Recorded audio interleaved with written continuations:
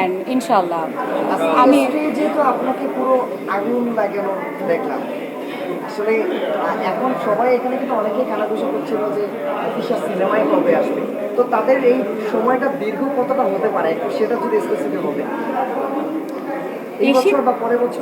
একটা কাজ যদি করি, কাজটা আসলে কিভাবে রিলিজ হবে সেটা আসলে আমার উপরে না, বাট আমি তো চাবো আমার দর্শকরা যেটা চায় সেটাই আমি ওই কাজটাই দিতে।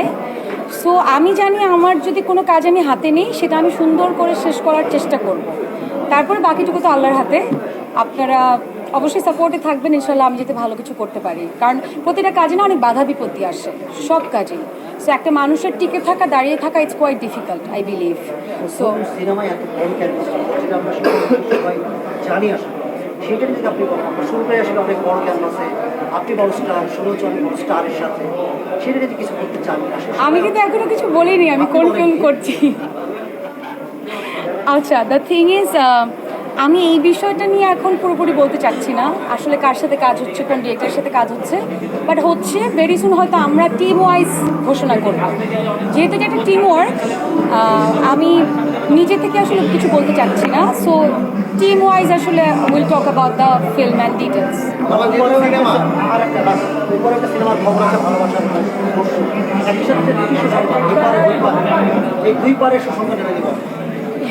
ওকে, সেটারও কোনো কনফার্মেশন আমি এখনো দেইনি, but what I really want to say that is, যদি আমার ওপারের বাংলায় কাজ হয়, আপনারা সবাই নিউজ করেছেন বলিউডের একজন তারকা আছেন, রাইট, সালমান জোশী।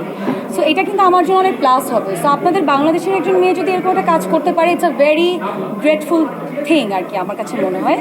সো আমি অনেক আশাবাদী সব কিছু নিয়েই। আপনারা আমার পাশে থাকবেন, দোয়া করবেন, নেগেটিভিটি না ছড়িয়ে পজিটিভ কিছু নিয়ে থাকবেন। আই হোপ পজিটিভ কিছুই পাওয়া যাবে ইনশাআল্লাহ। দর্শকের ভালো প্রশংসা ছিল, তো যেহেতু চলচ্চিত্র বা বড় পর্দার জন্য প্রিপারেশন বলছেন যে আপনি যে কোনো কাজে প্রিপারেশনের বিষয়টা সবচেয়ে বেশি এখন মাথায় রাখেন, সেখানে কি ছোট পর্দার যারা দর্শক তারা একটু আবার মিস করবে না, মিস করবে কি? অবশ্যই মিস করবে, কারণ নাটকে তো আলহামদুলিল্লাহ অনেক কিছু দিয়ে গেছি বা দিয়ে যাচ্ছি। সো অবশ্যই মিস করবে। যখন আমি কাজ কমিয়ে দিয়েছি তখনও মিস করেছে আমার দর্শক। সো আমি যখন কিছুদিনের জন্য অফ দিব তখনও হয়তো মিস করবে, but this is life you know. আমি যদি একটা কাজ করি আরেকটা কাজে আমার একটু কমিয়ে আসতেই হবে, কমাতেই হবে। সো বাট আমি থাকবো ইনশাল্লাহ, আমি সবার মাঝে থাকবো অফকোর্স। সম্প্রতি মায়ের